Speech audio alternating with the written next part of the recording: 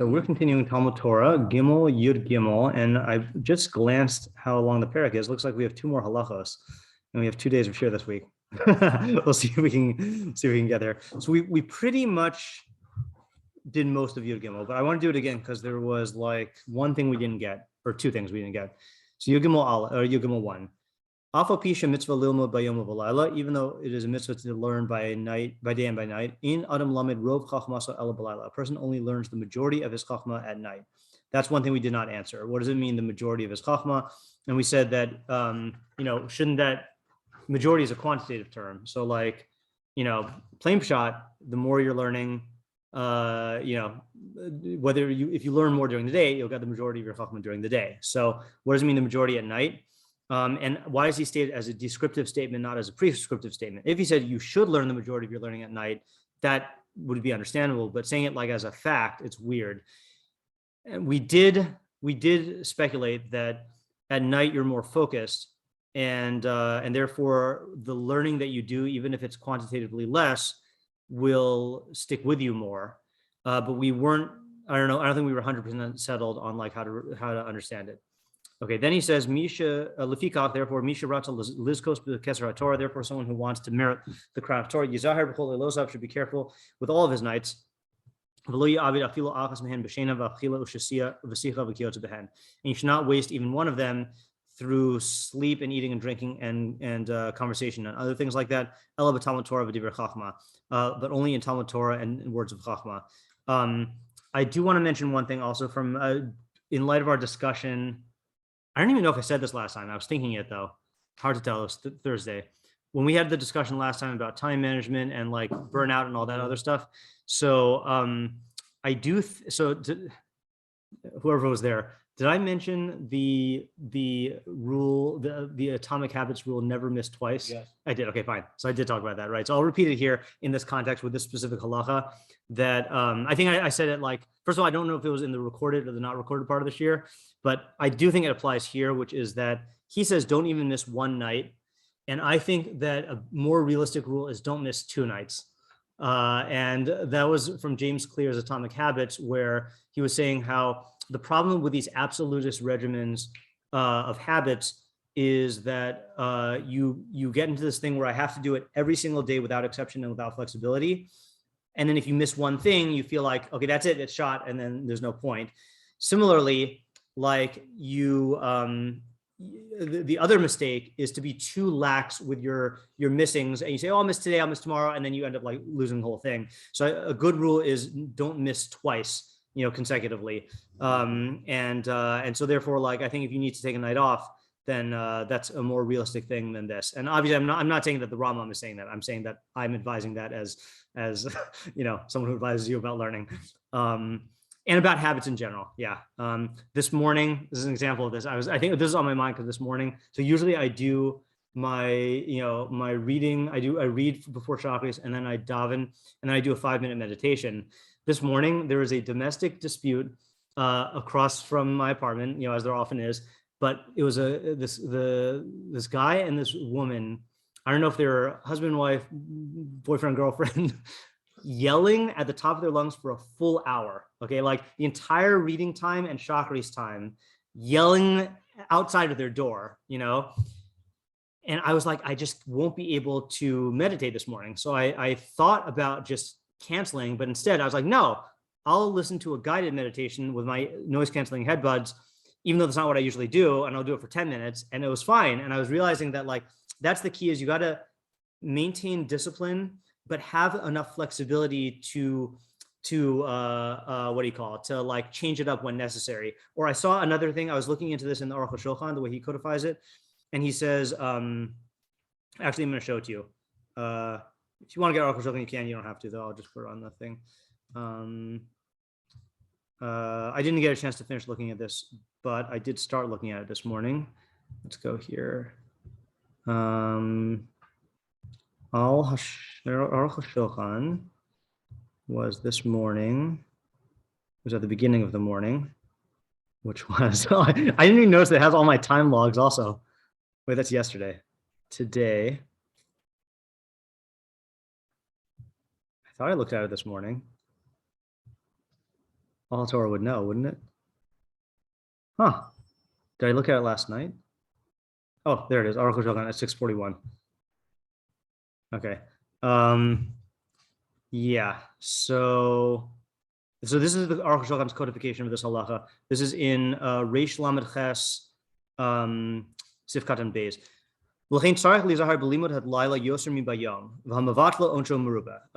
Therefore, a person needs to be careful with learning at night more than by day. And one who is mavatal, his punishment is greater. So this is already a different framework than the Rambam had it, because the Rambam is stating it definitively like you learn most at night. Here he's saying you've got to be more careful at night than the day, and be careful not to be mavatal during the day. But then he quotes the Gemara that is the Rambam source. Amru be'ervin, lo ibri laila, lo ibri sihara ella legirsa. The night was only created for girsa, which is learning. The implication is like textual learning. But then it also says the night was only created for sleeping. So mimarafshach, which is it? Okay, it doesn't mean learning the yeshiva shalmala where you're like asleep and learning with Eliyahu. Because Tosfos could go on leli tkufas Tammuz ayin sham. So Tosfos says it's during the nights of Tammuz. Okay, and he'll elaborate on that. V'yesh mi shapir sh'telashen hagamara b'ma'amar harishon le'ibra sihara ela legirsa klomar dehalayla b'tchilas habriya hayachoshech gamor. Umizman tlias hamaoros yeshla or al yidei halavana. So they say that the night was created only for learning. So what does that mean? It means that at the beginning of the creation, the night was completely black, and then once the luminaries were hanged up, then there was light through the moon. V'rubo shachodesh. Okay, so what does that have to do with us halachically? So this is from the Maharsha, and this is the part I wanted to get to. V'rubo shachodesh ein halavana me'ira kol halayla. The majority of the month, the night, the moon does not illuminate all night. V'lachein bizman shehu laila choshech mamish havizman lishon. So therefore, at the times of the month when it is completely night, meaning when there's no moonlight, then it's time to sleep. But when the moon is lighting stuff up, then it's time to learn. Okay, relatedly, it says, hold on. I'll unify this in a second. So that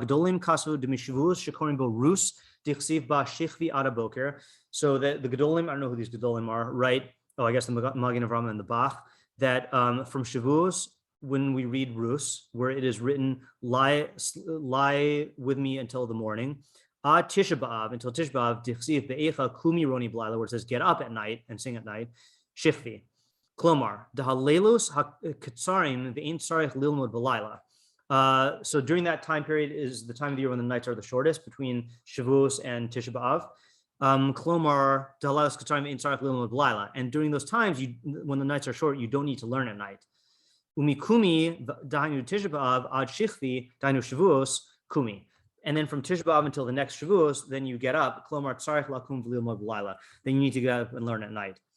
Okay, and look, he brings down V'Kasu Shashir. Oh, so this is what happened this morning, in case anyone's wondering. So this timestamp, I looked at Hanetz, I got the time wrong, and so I realized right here that I got the time wrong and stopped learning the halacha, which is why the timestamp was 641. Yeah, that was my fault. V'Kasu, so I didn't finish reading this. V'Kasu Shashir Shena Shmonim Shaos Shnemar. Not Shmonim, Shmonim Shalos, 8 hours, not 80. Shnemar Yeshanti Az Yanuachli, the Az B'mispar Shmona. That's a cute drasha. V'yeshikasbu Dalit Shalos, Kishiyatanti Az Yanuach Mispar Li, are Ba'im Shalos. How do they work that out? Oh. When I slept Az, Yanuach Mispar Li. Li is 40 and Az. So I guess 80. Sorry. No, just like 40, or maybe say 40 is obviously absurd swimming 4. Could be, but it says Arba'im Shalos here, right? Exactly. 40. Va'emes hakol lefi chulshaso ugvuraso ufi mispar yamav hakol l'shem shemayim. So everything goes according to your bodily constitution and the time of your days, and everything should be l'shem shemayim, which is what the sleep specialists say. They say that the average human or adult needs 7 to 8 hours, but there are people who need more and people who need less, and then when you're much older, you need less. So the reason why I wanted to bring this up is to support what I was saying earlier, that I said that even though the Rambam says you should not waste even one night in Achila and Shasia and Shena, you see from the poskim, at least, I'm not saying the Rambam holds this, that like it's not so simple. Like there are the ones who hold that within each month there are, during the times when there's no moonlight, then you sleep, and then as you get more moonlight, then you learn during those times. And then there are the other poskim who hold that during the times of year when the nights are short, you shouldn't try to get in learning, you should get in sleeping, and then the other times you should do night. And then there's the way he concludes, which is all according to your constitution, but akol l'shem shamayim. So I think, again, not the way the Rambam says it, but the way that I'm saying it based on the poskim is you need to take into account many factors. And like the point is that you don't waste nights where this is your policy, where you just don't learn at night, or you are casually like, like making decisions to not learn when you could learn. Yeah, what do you say, Yosef? All right. Then maybe we add the Oz and the Li together, and then we take the Oz from the Oz. So what does that end up with numbers wise? The eight Li is 40. 8. And Oz the plus Li is 48. So yeah, out of 48. 8 out of 48. Yeah. I think these are drashos. Yeah. Okay, fine. So then we got to, still reviewing here from last time. But then pointing out the divrei chachma, right, is not just Talmud Torah, but divrei chachma, which is an interesting thing, by the way. So I noticed that the who says this? I guess it's not Rav Makbili. Someone who I was reading. Oh yeah, he does say. So he says divrei chachma hapardes, quoting kafech. Okay, la'amis hashkafos haTorah be'iyun ha'amiti, to verify the Torah's beliefs through true analysis. So he says it's pardes. Okay, I don't think it's pardes. Pardes meaning metaphysics, and the reason why is very simple, because that's included in Torah, right? Rambam says that ha'inyanas and nikraim pardes are included in Talmud, so I think it must mean chachma, not just Torah. And the reason why I think this is intriguing is because it shows that this is not exclusively a phenomenon of mitzvahs Talmud Torah, of like, like this could be, for example, like what the Rambam calls the preparatory sciences, which is like geometry and astronomy and math, and things that train your mind, logic, things that train your mind and are not even necessarily part of Torah. I think that's a more compelling argument than to say that this is pardes. Yeah.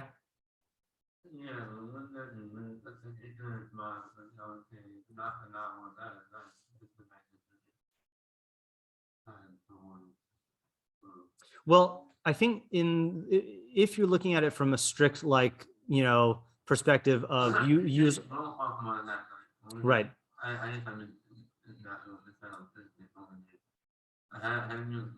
We explained Rov Chachma so is because, so first we had the question of it's not quantitatively because you're learning more during the day. So it means that because of the unique type of focus that you have at night when there are no distractions and you've got the whole night in front of you, then the learning is going to be more productive that you do at night. Right. So one doesn't say that the more productive learning preparatory stuff. Well, here's the thing, though, is that the preparatory stuff the Rambam holds is necessary for the higher levels of Talmud Torah. So even though it's not strictly part of mitzvahs Talmud Torah, it is in service of your Yedias Hashem, and you see from here that, because I was going to say, if you make the argument that any available time should be reserved for Torah and not Chachma, then you're never going to have time for Chachma, which is the Shita and the Gemara that says find a time that's not, day or night, but yeah, it's I think the Ram. What was that? Finish mashos, yeah. Okay, Amru Chachamim ein garnash Torah ela b'layla shnemar kumi roni b'layla v'chol osik b'Torah b'layla chut shel chesed nimshach alav b'yom shnemar yomam yitzavet Hashem chasto v'layla shiro imi tefila lekel chayai. So we explained that the chut shel chesed, we looked at the Radak. No, who do we look at? Or was it this? Oh yeah, it was this. It was the Rav Makbili, that the learning you do at night, you'll be thinking about during the day and it'll influence you. Yeah, Oren? How are we supposed to relate to this nowadays when there are distractions during the night?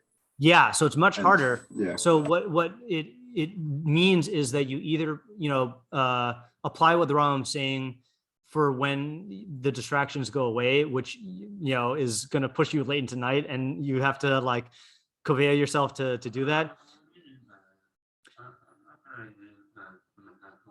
I mean, I've been more distracted in love, and I don't think I'm making Yeah, that's true. There is a relative phenomenon. I'm saying that there's a relative phenomenon that our nights are less distracted than the morning. Like in the morning, I had the whole day where I had to do for work. Right. Right. That's true. Right. Once I get home, I'm at home. Right. So here's what I would say. I would say that given the fact that our nights are relatively less distracted than the day, then we should take advantage of it in the same way. But we should also take measures to prevent ourselves from using the night for distractions that take us away from this. Like again, like from Torah, yeah. No, but I'm saying like Oren, I think, is asking from the fact that you always have access to your phone and your computer, your internet at night. So like doing stuff like putting shutting off your phone and stuff. Just to practically apply that. And again, you gotta. It's so hard to appreciate this. No, but there's a difference between like for example, like I'll give you for example, like I was always I wouldn't say irrationally priding myself on this, but because I think it did serve a purpose is especially when I taught high school, I would respond to emails as soon as I got them, and I had to like transition into a time when like I only started doing this last year of not responding to any emails no matter what after 9, like even if I get them, because it was just a time suck that it's just like I would constantly be checking stuff. And then I also had to transition to not getting notifications. I used to get notifications for everything. And so making silent notifications and stuff. So like there are these little things that you can do to dial it down at night. And I think if you try to make it again an all or nothing deal, like, well, we should try during the day also, I think that's not realistic. I think like there is a more realistic when you're doing your work day, like, allowing for certain things, and then at night, like turning it back. I just think from a sanity standpoint, then that's a better policy. Yeah, of course. Also, you just got to remember, if we were implementing this now, it would mean that at 5 p.m. that's night. Yeah, right, or taste. Yeah, right. Yeah. So that's just giving you a perspective on how much of our. Yeah. Yep. Okay, guys. No more evening sharing. No. Yeah, I'm just kidding. I know that's Torah. I know. Yeah. That's the joke. That's the joke. Yeah. The whole bias. So we never resolved the Roni Balila thing, and the singing. Why that's portrayed as singing, and then the Garna. I think we did explain, but I don't remember what it was. That the storehouse of Torah is only at night. Oh, we did explain that with the Chut Shel Chesed, that the idea is you store it up at night, and then you can have stuff to think about during the day. My chavrusa Levi started a new practice where he comes up with a question to think about and writes it down at night so that he thinks about it during the day. And he didn't do it based on this, but I told him that that's the idea of the Chut Shel Chesed. And then we did not explain that. Any house that there are not words of Torah heard in it at night, then a fire consumes it. I also saw when I was looking at the Aruch HaShulchan 641, he said a slightly different lashon. He quotes the Rambam, and then he says, hold on. Wait, that's the Rambam. Maybe I was looking somewhere else. Oh, it was the tour? Yeah, the tour.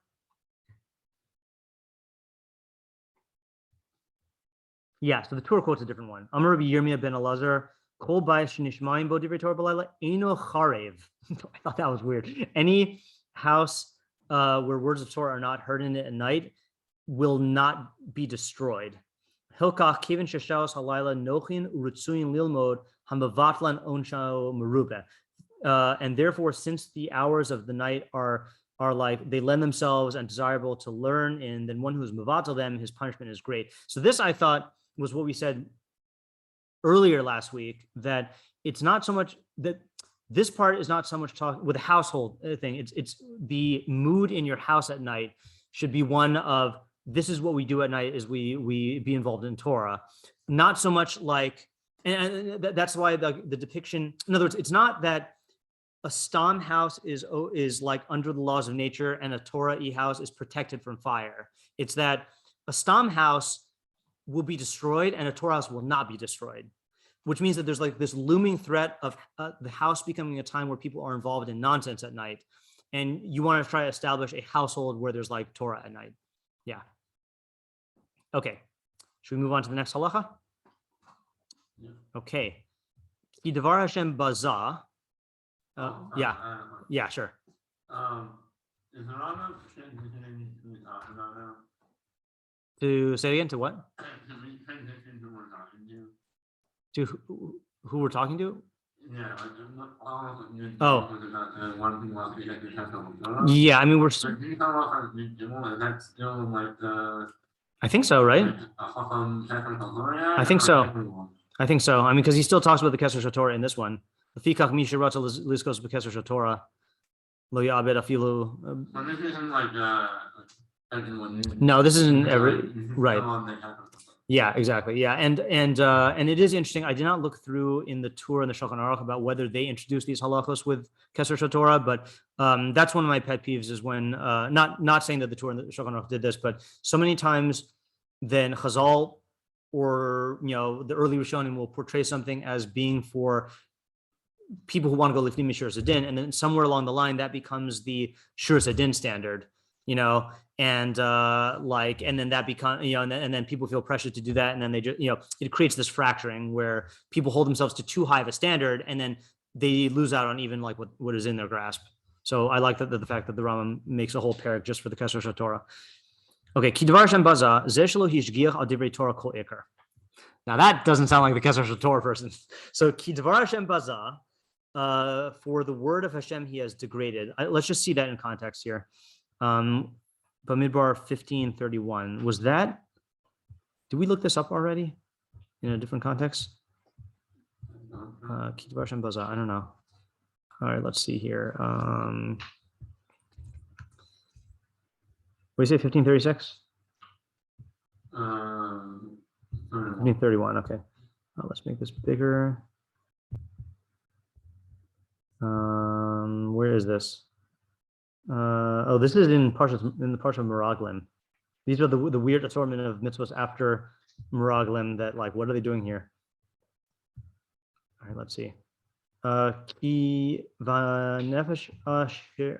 Where does it start? Oh, is this? Hold on. Where does the mitzvah start? Yeah. So this is the korban for avodah zara, right? I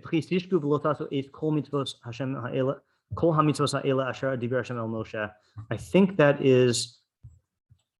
Let's just see Rashi here. Just to see avodah zara. Yeah. So this is the Eitz kol asher tiva Hashem Elokeichem biad Moshe min hayom asher tiva Hashem v'hala l'dorosechem im me'eneha eida nesasad l'shgaga. So if it was Shigas of avodah zara, that's what this korban is. Vasu chol ha'ida parben bakar, etc., etc., etc., etc., etc., etc. Forgiving the sin. Yeah. V'chibra koin. Oh, sorry. V'im nefesh achas takada b'shgaga v'hikriva eis bas shnasad l'chatas v'chibra hakoin al nefesh v'gegas v'chata b'shgaga l'knei Hashem l'chaber alav v'nislach lo. Ha'ezrach b'vnei Yisrael v'leger hagar b'sacham Torah achas yilachem l'ose b'shgaga v'hanefesh asher tase b'yad ramah min ha'ezrach min hager esad Hashem hu megadef. So that is acting b'mezid in doing mecharif u'megadef, blasphemy. Okay, and then why? Ki devar Hashem bazav es mitzvaso hefar, because he degraded the word of Hashem and his mitzvah he annulled. He kares tikares nefesh he avonah ba. Because that soul will be cut off because with its avon in it. Okay, so what does the oopsies? Why don't I just share the whole thing at this point? This is a person who does not literally supervise or monitor words of Torah at all. Okay,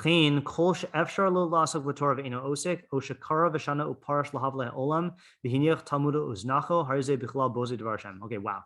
So Similarly, so this is like a person who is not involved in Talmud Torah at all, it sounds like.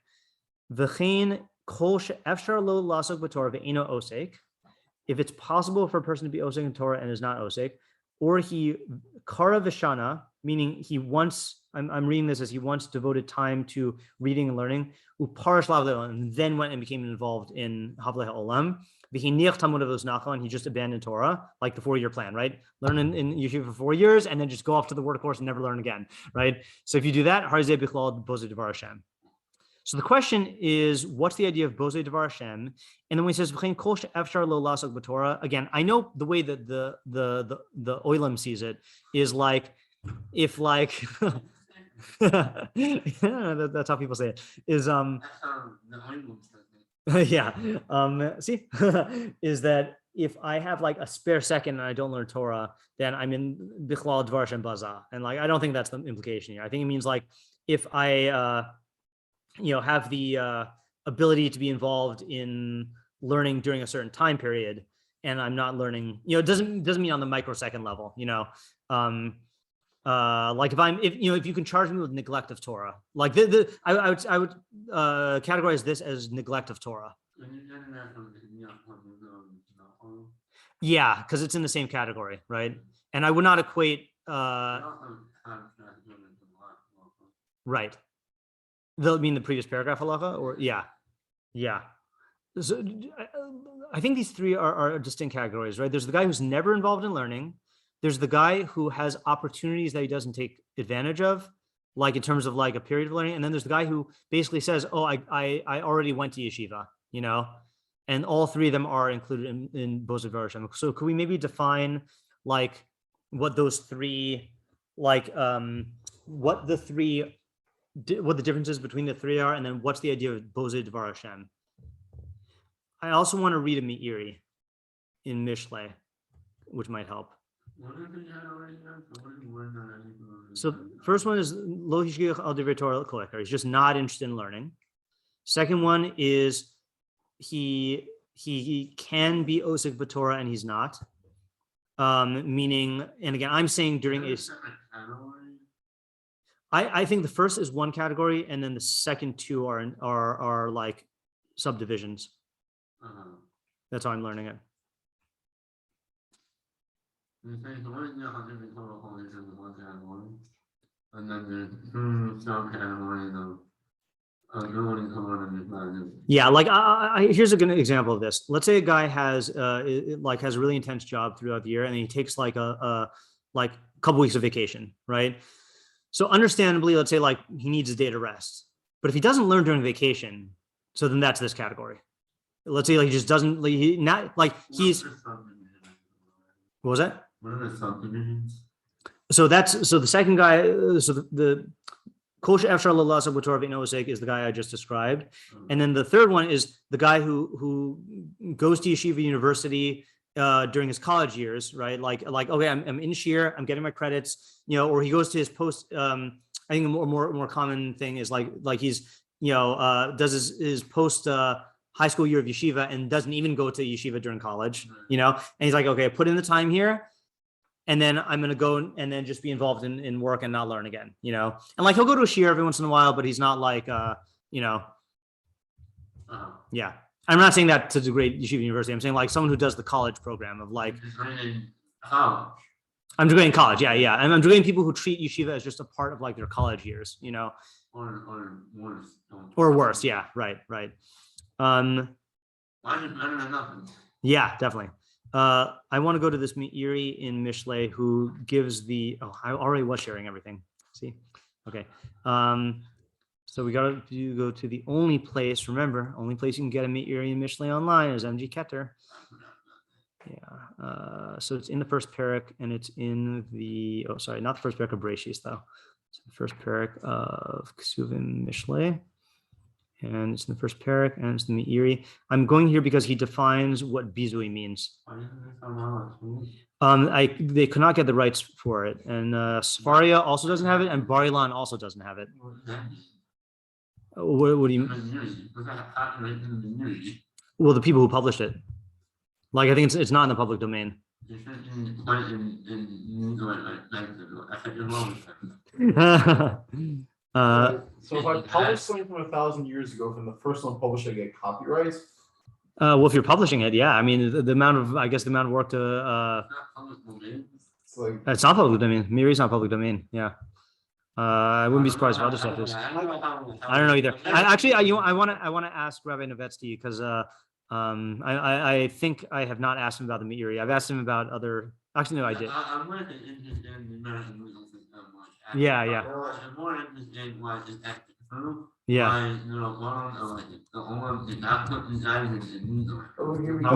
Because there's no functional extended wrap this day. It just doesn't exist. I think we can get everyone to read the songs. I don't think you could. Like, I mean, you might get a bunch of everyone to like play with them. I don't think you get a collective action. Just as no, like there's just nobody who has the authority to. And people from putting other guys in the notes for nothing expect me, but people do it anyway. And does it ever work? It's certainly better than nothing, yeah.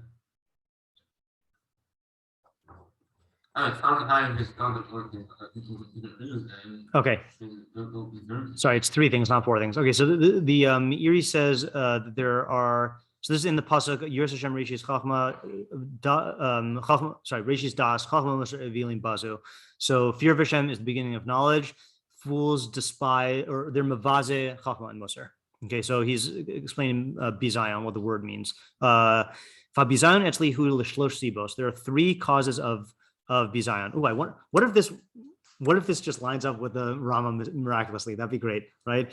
Ha'achas mute erech hadavar etzlo. The first one is the low value of the thing in the person's eyes.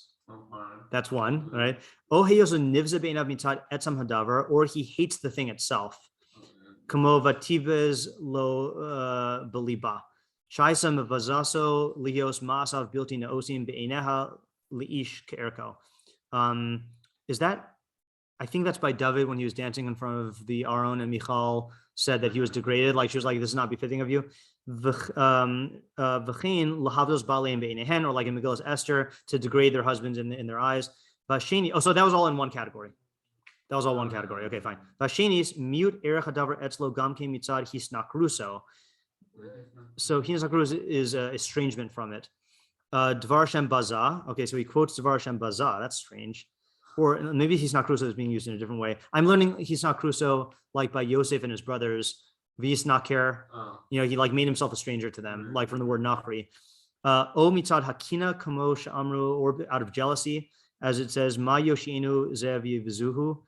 I don't know what the context is there in Shmuel Aleph. Vashlishis heyosadavar nivze be'inav mitzad sheyodea ba'atmo shelo yuchal hasigo. Or it's degraded in his eyes because he knows he cannot attain it. Kam Ramzal derech tzachos delomati bisra amar saryahi. Like Chazal say, if you can't afford meat, then you say it's rotten, right? Like you can't attain it, so like you degrade it. Klomar mish eno magia sheyuchal liknos basar. Someone who is not able to be on the financial level to get meat, mavaze osal lifnei acherim. He'll degrade it in the eyes of other people. Lomar shehu misrechas b'chusa, saying it's spoiled. Uzev yivas esav es habachora.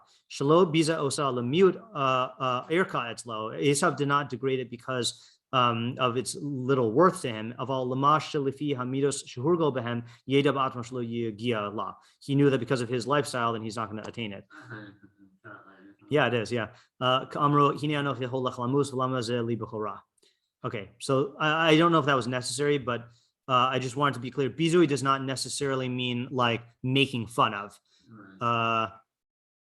Is there a good English word that like is more belittle? Yeah, belittle or right. For here, I'd say devalue. I think is probably the broadest term. Meaning you either devalue it, right? You devalue it in the sense that you're just not interested in it at all, or you devalue it in the sense that if you really viewed it as valuable, you would learn it during vacation, and or you devalue it in that like you put in some time, so you're showing certain value of it, and then you're just abandoning it. If it was really value, you wouldn't abandon it. Yeah, this is not about the Kinyan Shel Torah, right? It's like on the Torah. Why does it switch? Yeah, right. Yeah. Now the question is, what is the connection to Avodah Zarah? right? Or is there a connection? Right. And is that, again, with all these drushes, you have to wonder, is it just the, I can look at the Torah Tamima. Let's see if he has it. Diversion Baza. Okay, well, that makes sense. Okay, the lot of Apikoros stuff here. Okay,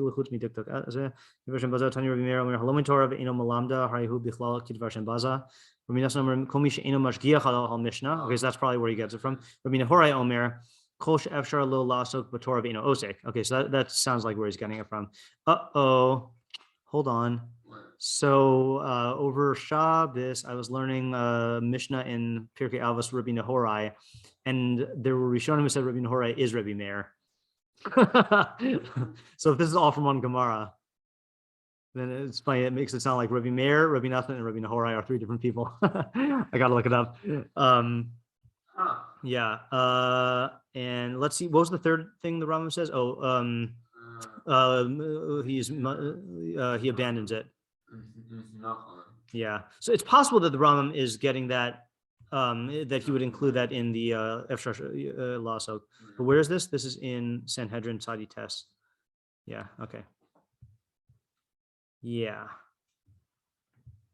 We'll cheat and use the Torah to me if we can't come up with something. But let's try to come up with something.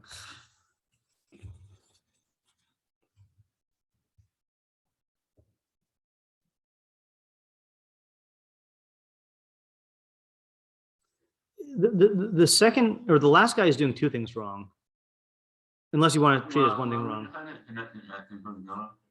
Yeah, it's possible. I mean, because he says it's the fact that he's parish lahavle ha'olam and he's hiniach Talmud uznacho, meaning earlier in the perek when the Rambam was talking about getting the Kesher Shel Torah, he just said you can't be involved in the havle.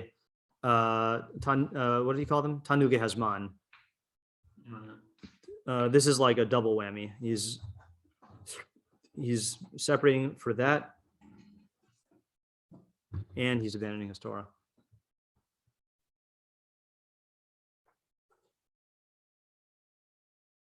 Well, okay, let me try this theory. I don't know if I can explain ki davar shem baza, but I can maybe explain why this is in the Kesher Shel Torah thing, because Kesher Shel Torah really is not only about how to attain mastery in Torah, but about truly valuing Torah. That's what we've seen also. So you have to really show the person who is completely mufka from the valuing of Torah. Meaning, when the Rambam says that the Kesher Shel Torah is within the grasp of everybody, like any person could theoretically, like you could have like a Rabbi Kiva who doesn't start learning until late. And then fall, discover Torah and get into that. This guy though really seems like this guy's not going to get it. I know he doesn't say that. Rambam doesn't say that explicitly. Right. Yeah.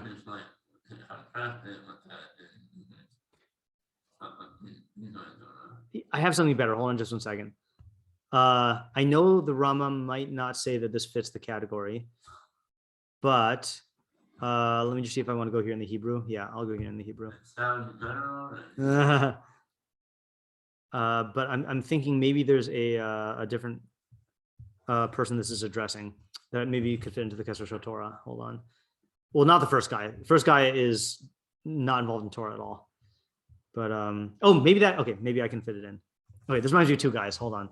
First guy is in the second perek of the Morning Nevuchim, the guy who asked the bad question. Yeah, right. So this is the guy who asked the question of why did God reward man for eating from the Eitz Das Tovara if Das is the best thing, right? So the Rambam, before answering, slams the guy. Here we go. Amarnu, ata hamayim betchilas machashavto v'rayono. You guy who look into the Torah with your initial thoughts or your superficial thoughts, umishi dime sheyavin sefer, and you imagine that you can understand a book, shehu hachsharas harishonim v'hachronim, that has been the perfecter of early and the late people. Ba'avro alav b'mixas ha'itim hapnuyim min hamishte v'tashmish. You look at it in your free time from partying and tashmish. Kamoshu over, you just glance over it. Kamoshu who over al echad misifrei hakoros azman, in the same way you glance over a newspaper, or echad hashirim, or over a poetic composition. Tein datra v'izbonin, ki ein hadavar kvi shechashavta b'iyun rishon. You should pay attention and apply your mind, because this is not as you first thought it was. Ela kvi she'izbar l'achar hizbonus b'dorim halal. Only after like researching it in depth. So the guy who thinks he can get Torah casually, So this is what I'm wondering.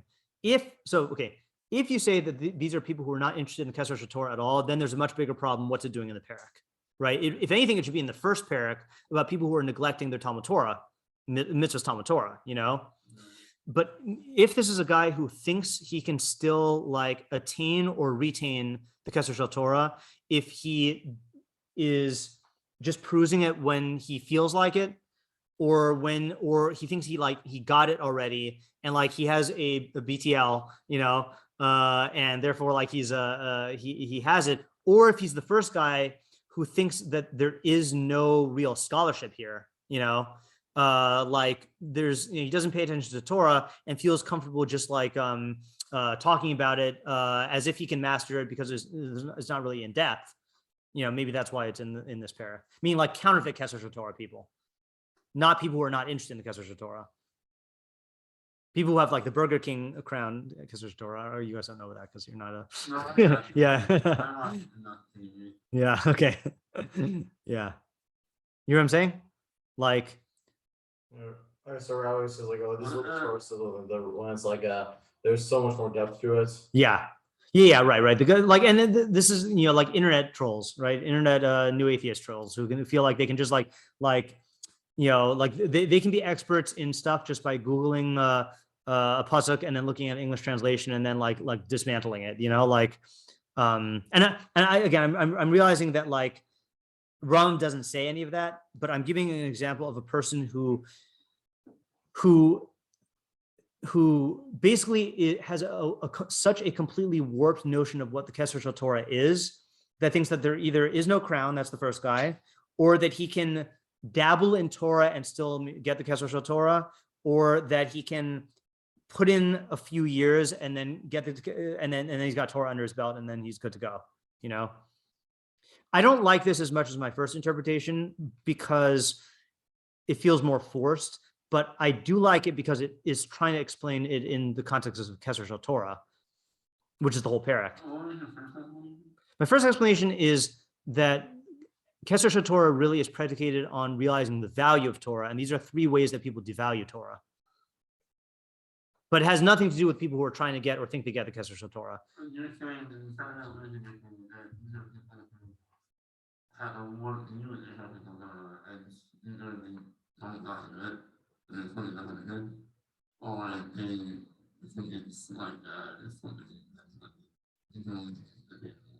Right. Like, I'll give you an example of my first shot of the saying that this is showing the value of Torah is if you were, yeah. So I'll give you an example, and maybe this is going to sell me on it when I say this is like, let's say you had people who were in a place that was rich. Let's say primitive people who are in a place that's rich in diamonds or gold, and they just didn't recognize its value and they used it for like some cheap purpose or whatever. So if you were writing a history of like gold and how important gold has been in human like society, you would write about those people, not because they recognize the value of gold, but because they recognize like a complete like lack of like the failure to recognize the value of gold is part of like the history of gold, So the failure to recognize the value of Torah is really part of the perek that's about like the highest levels of Torah. Right. Yeah, I think that's Okay, let's stick with that and we'll go on and see if this helps us. Amru, because he's still talking about Bitul Torah here. Amru chachamim kol mevat asa Torah me'osher sofa levat la me'oni. Okay, that's interesting. Yeah. Anyone? What? Anyone who's mevatel Torah when he's wealthy, in the end will be mevatel out of poverty. When he's lucky or from his wealth? Oh, because of his wealth? Yeah. Like, I don't think like you want you really want. Yeah. Could be. That's what I thought. Yeah, I mean, I got that from where the Rambam quoted of the guy who is like Sofa Malastes as a brios, but yeah, I see what you're saying here. All right, Sofa Levatla Me Osher. So may can either mean in the midst of or on account because of. Oh, yeah, I see. Yeah. I think on account of probably the better. All right, well, we can see. I think Now I see the name more. He's like, otherwise it shows like little share. let's look at there is a Rambam on the page of Mishnayos here, which is the Mefili course, but I want to see it inside.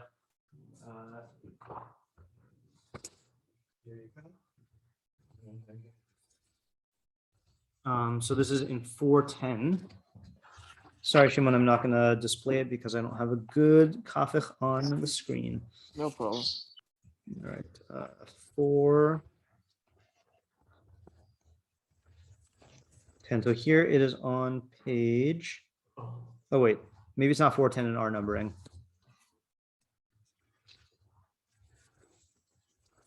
Oh, it's 411. So it's on page Reish Tzadi Aleph.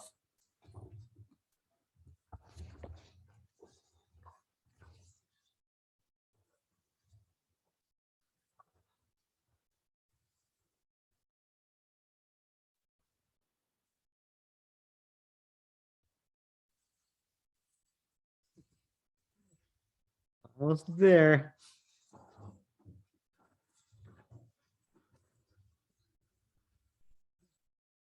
Yeah, okay. Mishnah. Rabbi Yonasan Omer, Kol HaMakayim Es HaTorah Me'oni, Sofa L'Kaima Me'osher. Kol HaMavatla Es HaTorah Me'osher, Sofa L'Vatla Me'oni. Okay, so let's read the Rambam to see how he reads it. Amar Ki Rish Tzadi Aleph, yeah. In Avos. Numbers. Yeah. Rabbi Yonasan and Rabbi Yonasan. Yeah. Okay. Rambam. Amar ki alomid es haTorah v'hu b'matzav oni v'dochak. So he says, the one who learns Torah and is in a circumstance of poverty and dire need. And nevertheless, he pressures himself and he learns. Sofo lilmod mitoch revacha. So in the end, he will learn out of. I think here means wealth, not profit, even though it says profit. Mitoch kach, and because of this. Okay, yeah, mine's smudged. And nothing will make him just like detract him from the learning. Someone who is mevatel, so that's how you guys were saying. One who is mevatel is limud on account of his wealth. Because he's preoccupied in achila and shasiya and delicacies. Sofa shiyadaldalu Hashem, God will weaken him, diminish him. Yitzer lo hazman, and he won't have time. Ad shihe sibas bitulo as halimud mipnei shehu tarod lahazik pas lechem aruchaso. To the point where the cause of him being mevatel Torah is because he's too preoccupied to trying to find bread for his meal. I mean, we don't see this happening. That's the problem, right? Isn't it what?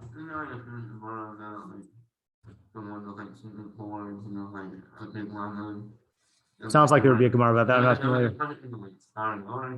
Yeah. Could be. Yeah, I don't know. But the problem is it doesn't sound true, right? Like you got a lot of people who are rich and don't learn Torah and they stay rich, you know? So what's the mechanism? Yeah.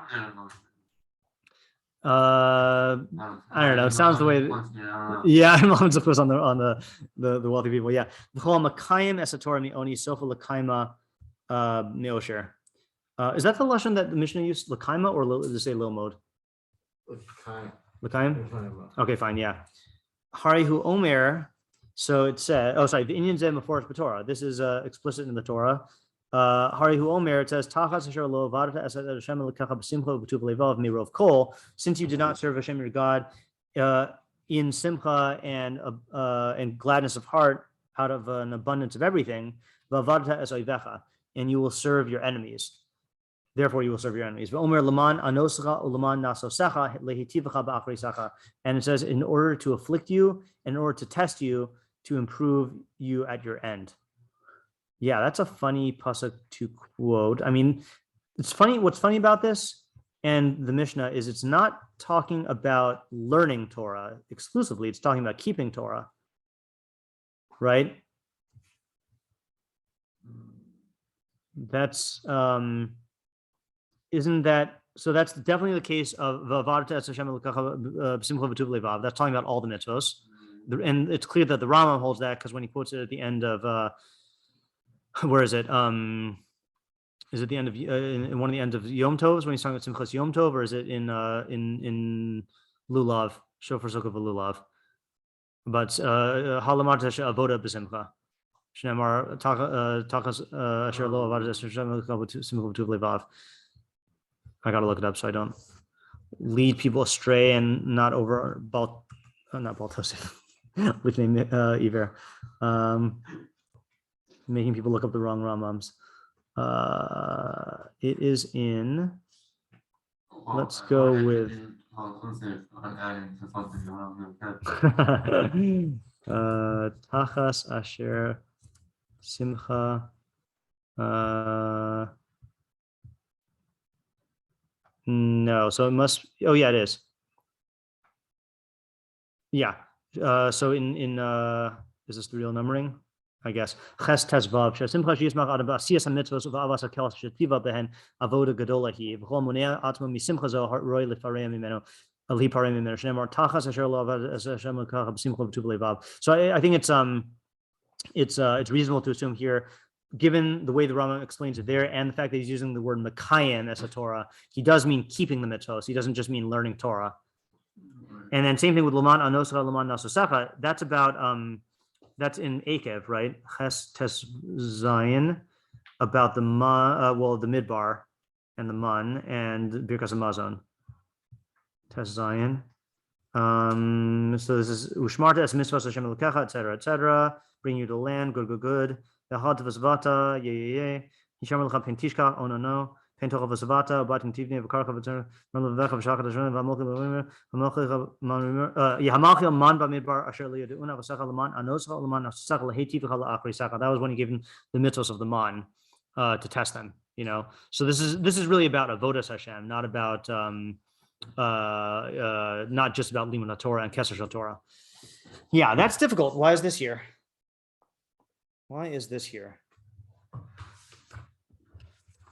Look at the Rambam Bekius on page 155. Let's just read that. Oh, he quoted it. See, people learn the Rambam, think alike. Just quote the whole thing. Oh, so yeah, we did. And then that was what he says here also. He went to פירוש המשניות. Yeah, so what is this doing at the end of the perek?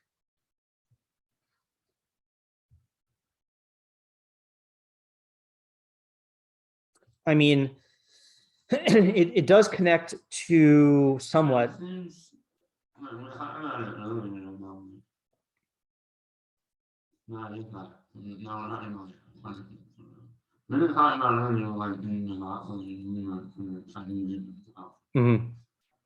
But I don't know why.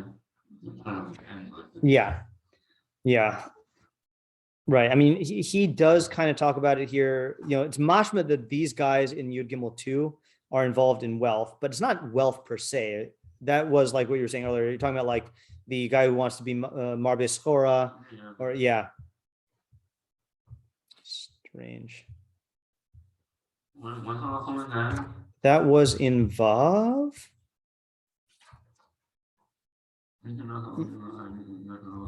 Vav and Zion. And there's also similarity in Zion of the Likishe Epane Eshne. That's when I get a chance, I'll learn, or Kara. Yeah, it's strange.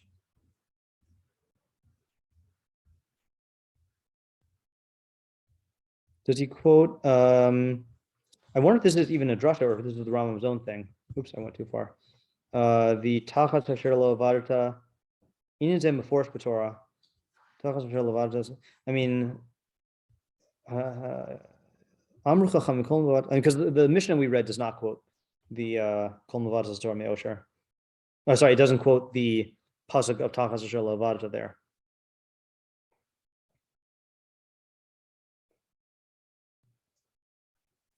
Just for kicks, let's just see if the Rambam talks about lama anosacha lama nasasecha. We'll use our other tool here. Oops, again. Oh, it moved. I hate it when it does that. Kafech. Hamikra b'Rambam.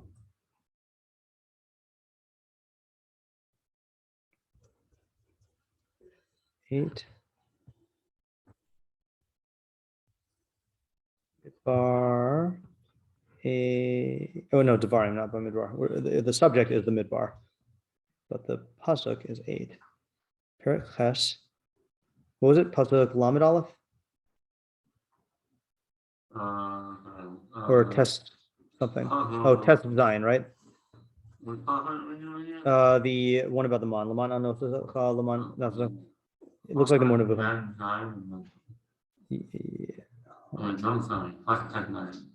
Yeah. Test sign. So it's in the morning of Gimel Chaf Daled. That's about Eov, isn't it? No, actually, I don't know. I might know this one here. Yeah, well, I didn't do it in order. You ever hear the thing? This is a funny Rambam methodology that served me well. When I was in yeshiva first year, Rabbi Schwartz said you should learn the Mor Nevuchim backwards from the last perek to the first one. And it's very funny because in terms of like accessibility and in terms of like ideas that are relevant to like everybody. Yeah. Yeah. My father and the focus I had when they started learning. Yeah. There's like some like extremely funny circles, like by like insurance, like the I insurance.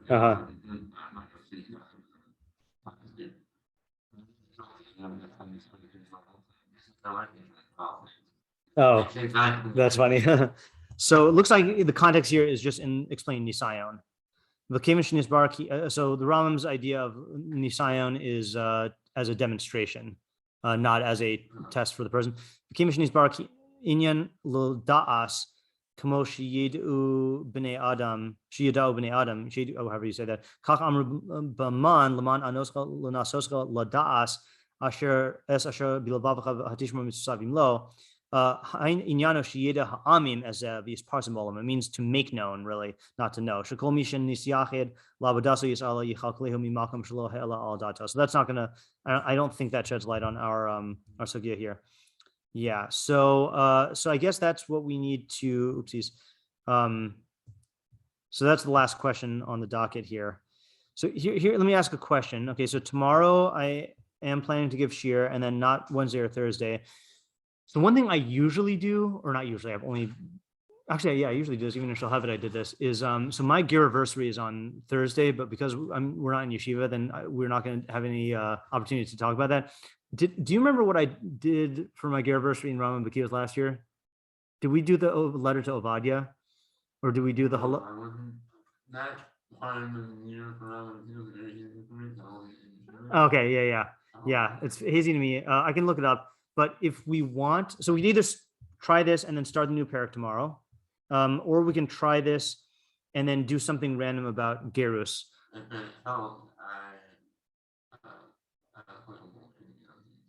You're gonna be on Zoom tomorrow, okay? All right. Sure. You have any preference for what we do tomorrow, whether we start the new perek or do something about gerus? Yeah, I prefer the gerus. It's just like it feels jarring to break it up. Yeah. Okay. Shimon? Any preferences? Okay. Something interesting. So we'll find something about that. Okay, let's stop for today. All righty. Thank you. Yep, thanks.